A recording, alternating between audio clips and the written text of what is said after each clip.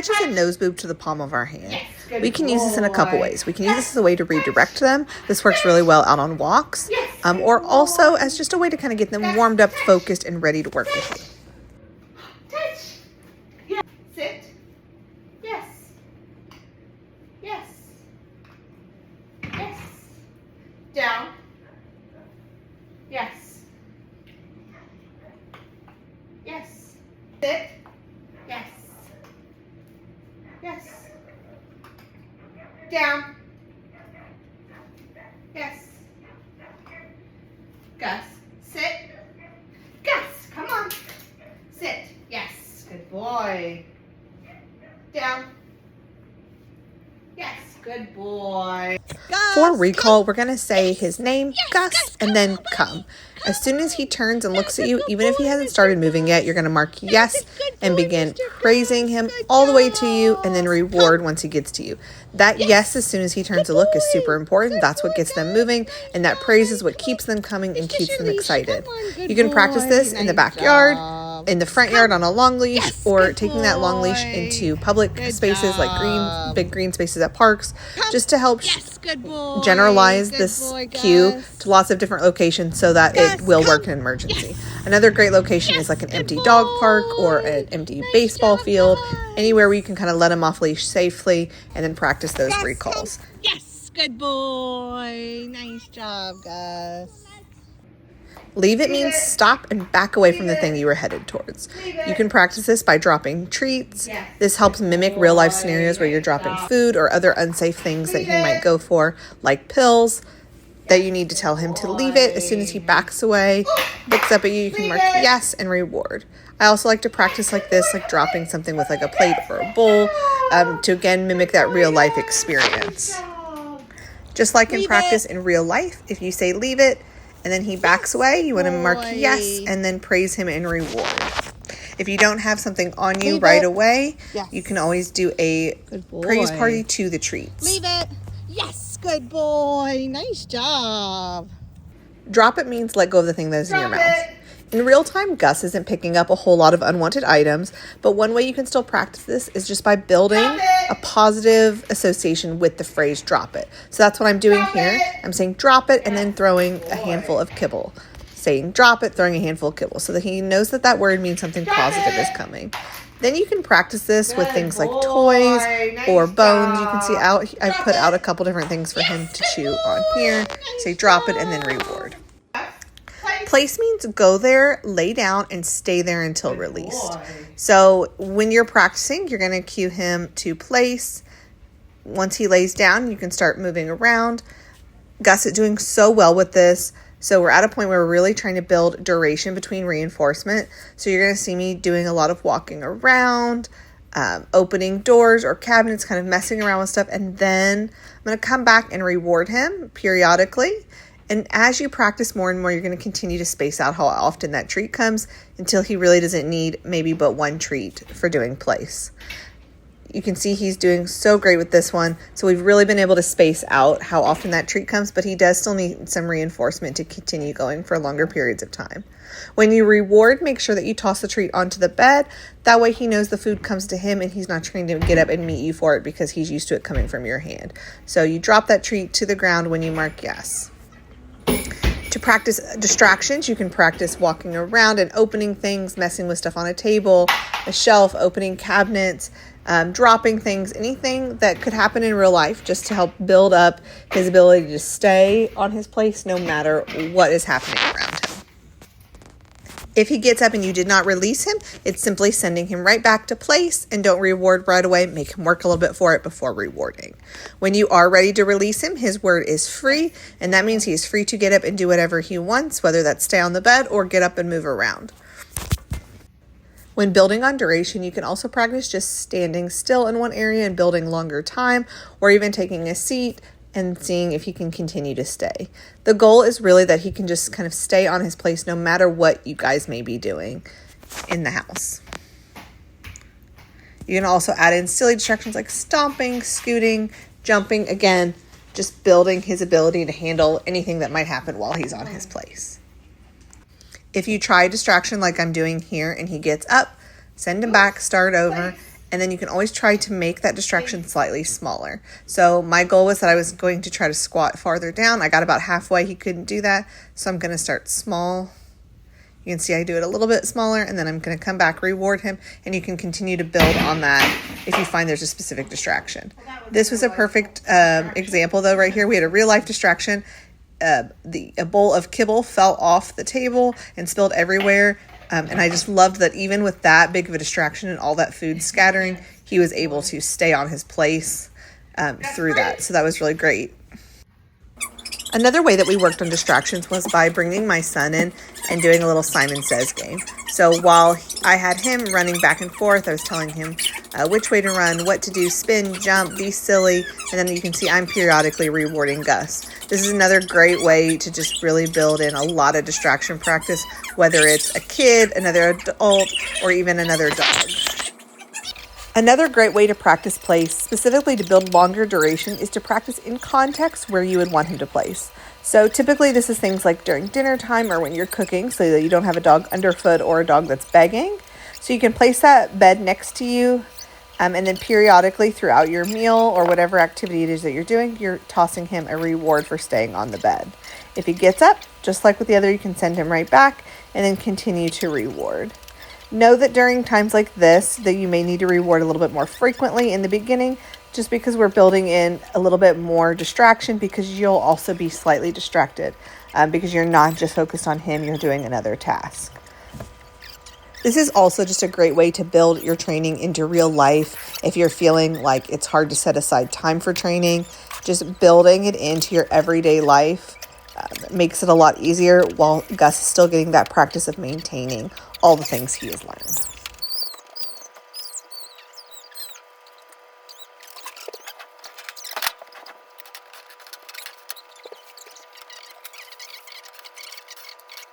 Gus. And if you're practicing place in a new location for the first time, sometimes you just have to kind of take a step back and remind them a little bit about what we're doing. Because when we change the environment, it's changing a lot for them, especially when they're in this early learning stage. So while you could see in the house, I could walk pretty far away from him. We tried this when he went to group class with me, and I had to start with doing it a couple times like this, where I stayed pretty close, and then was able to build back up to going our farther distances that he can handle. Yes. Gus. Good boy. For polite greetings inside the house, you're going to combine place and touch. So here I've got my son practicing with me. So I have him knock on the door, and then I'm going to cue Gus to place. And then we're going to let him in, and we're going to act like this is a guest, right? We're going to talk and say, then I'm going to ask him to put his hand out in a touch form like we did with touch, but he's actually not going to say anything. I'm going to cue Gus to go say hi. As soon as Gus touches his hand, I'm going to reward him and have him come back to place. And then we're going to do it again, and this time I'm going to let him get a little bit of pets.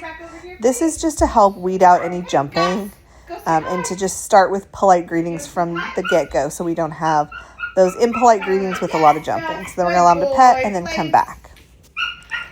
Good boy. Wait means stop and don't go any further. So when we say wait, we're kind of drawing an imaginary line and saying you can sit, stand, down, whatever position you want to be in. You can even move around a little bit, but what you cannot do is cross this line. So here I'm practicing at the stairs kind of for two reasons. One, stairs are a great way to practice so you don't have a dog that is tripping you, whether you're going up or downstairs. But also I'm building up his duration that he can stay behind that line. So if you were trying to go somewhere, whether it was in a room or upstairs or downstairs, and you didn't want him to follow for whatever reason, that he knows to stay kind of back behind that line. And then you only have to release weight if you're going to let him come with you. If you're not going to let him come with you, like you're going to see here with the front door, then no need to release. You just come back in and reward him and move on. That release word is free, just like it was for place. So same thing here. I'm building up duration specifically with the front door for if there was a reason you were getting something, bringing something in from the car, whatever, and you needed the door open or we're talking to neighbors. What we don't want is a dog that immediately wants to bolt out a door, obviously for safety reasons. And you can see Gus has done really great with this cue, just like he has with pretty much everything else.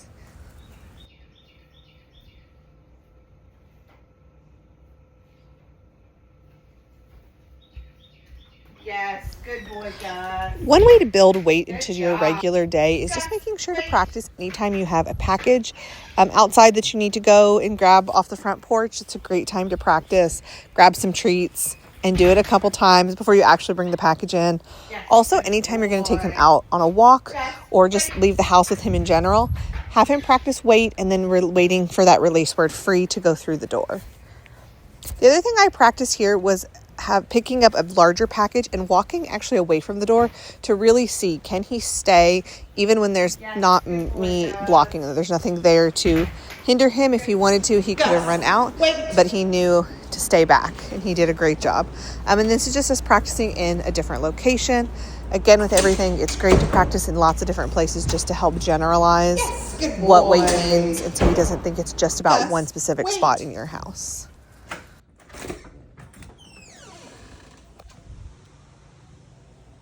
Free. Let's go. Another way to build this into your routine is by practice having him wait outside rooms while you do other tasks. I often will do this with the laundry room like I'm doing here, or even like my son's bedroom where I don't allow the dogs. I can cue wait, leave the door open so I can still keep an eye on things. The dogs are free to move around to do what they want, or they can sit and stay outside the door like Gus did most of the time here. That's what my dogs would choose as well. And then you're doing your task and he's learning just to kind of wait. You told him he can't cross the line, but he is free to go do whatever else he would like to do as long as he is not crossing that line. I would still right now have a couple treats in your pocket when you do this so that you can toss a couple treats out to him periodically as he's waiting. All right, so we are out on a walk with Gus and we're going to talk about loose leash walking with him. So Gus is not really much of a puller. More of his thing is kind of just, he's a slow pace guy. So right now, at least, you're not gonna be able to walk super fast. It's not even about the distance that he can go. It's really just that he's a slow pace kind of guy. So he needs a lot of cheerleading. Come on, Gus, yes. And then we are going to mark and reward when he is walking the way we want. Even though he's not doing a lot of pulling right now, we want to make sure that we are encouraging good leash habits so that when he hits those adolescent teen months, and if he starts, hopefully he doesn't start to pull, or if he does start to pull, it's easy to kind of correct and remind him of these good leash habits. So what we're doing is called rewarding good choices. Yes, when he is walking the way we want him to, he's walking nicely beside us, or even with Gus, especially if he's a little in front of us, but that leash is still loose, that's okay. We're still going to mark and reward. So he's got to look at everything. So we're just going to, when like this, he's walking next to us. Yes, we're going to say yes and reward him. We want to make sure, come on Gus, let's go. Good boy. That we're always rewarding with the hand closest to him. If we cross body, we're going to get a dog that stops in front of us instead of beside us. Yes.